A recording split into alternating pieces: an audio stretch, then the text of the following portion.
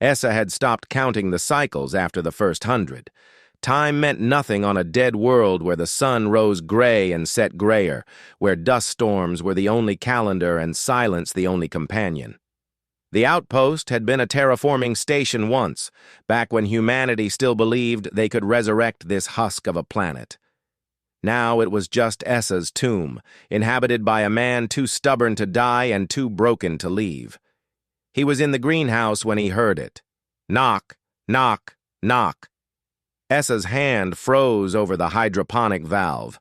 For 3 years, the only sounds had been wind, machinery, and his own breathing. No one knocked on doors on dead worlds. No one came to dead worlds at all.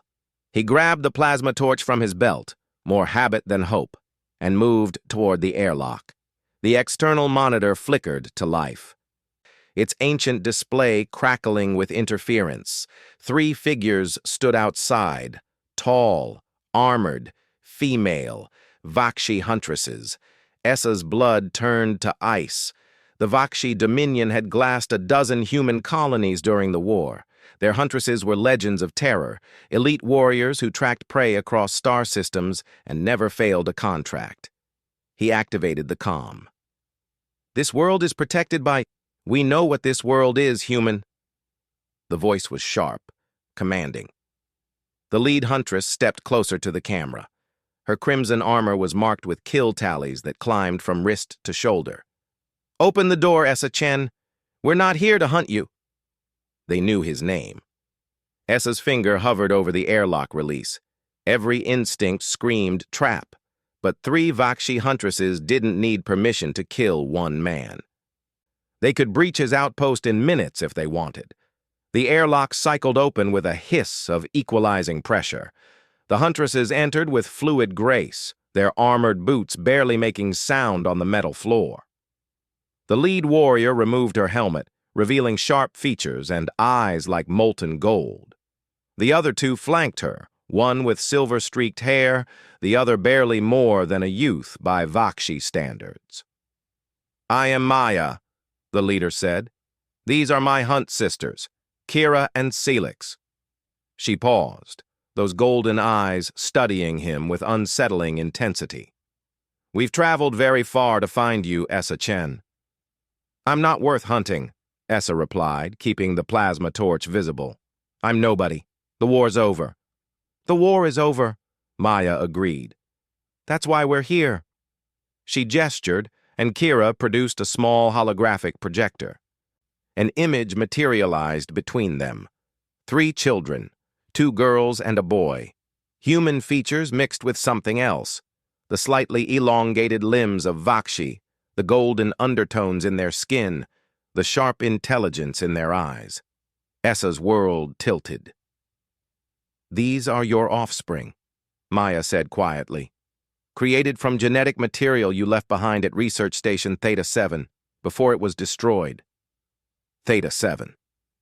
Essa had been part of the xenobiology team there, studying Vakshi physiology to find their weaknesses.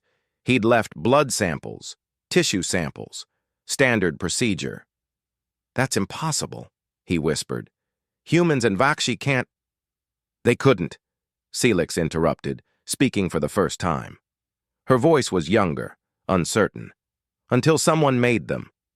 The facility that destroyed Theta-7 wasn't interested in weapons. They were building something else." Maya continued. "Hybrids, bridge children. 20 were created using stolen genetic material from both species. Your samples were among them." Her expression hardened. "Most died. These 3 survived." The hologram cycled through images. The children in medical pods, growing, learning, alone. "Why bring this to me?" Essa demanded.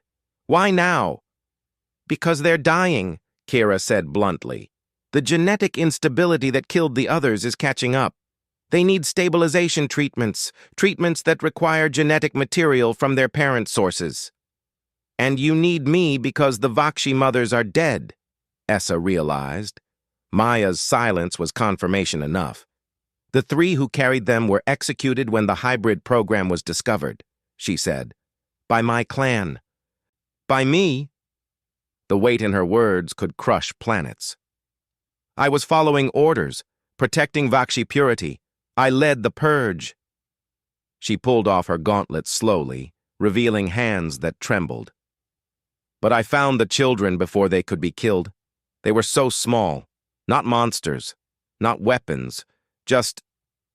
She looked at Essa, and he saw something he never expected to see in a Vakshi warrior. Guilt. Just children. I smuggled them out. I've kept them hidden for 8 cycles, but I can't save them alone. Essa stared at the hologram, at the girl with his mother's eyes and Vakshi grace, at the boy who smiled the way his brother once had, at the smaller girl who looked fierce even in sleep. If I help, he said slowly, if I provide what they need, what happens then? Then they live, Maya replied, and perhaps prove that the future doesn't have to repeat the past. Essa looked around his tomb of an outpost, at the failed terraforming equipment, at the empty rooms, at 3 years of waiting to die on a dead world because he'd lost everything in the war. Or so he'd thought. How long do we have? Days, maybe less. Maya's composure cracked slightly. I've spent cycles hunting across the galaxy for you. You were declared dead, erased from records. Finding you was impossible, Essa finished. But Vakshi Huntresses don't fail. For the first time, Maya almost smiled. No, we don't. Essa deactivated the plasma torch and set it aside. My medical bay is limited, but I have genetic sequencing equipment. If we work fast, we'll work as fast as needed, Kira said firmly. Celix stepped forward, the youngest huntress suddenly looking her age. They're good kids, Essa Chen. Kira, the eldest, she's brilliant, wants to be an engineer. Nix loves stories. And little Sarah... She blinked rapidly. Sarah laughs at everything, even when she shouldn't. Children, his children, alive in a universe he'd thought held nothing but ghosts. Essa looked at Maya, at the warrior who'd slaughtered her own to save innocence, who'd defied her entire species, who'd tracked him across the stars for one chance at redemption. Let's bring them home, he said. The dead world suddenly felt a little less dead, and for the first time in 3 years, Essa Chen remembered what it meant to hope. The end.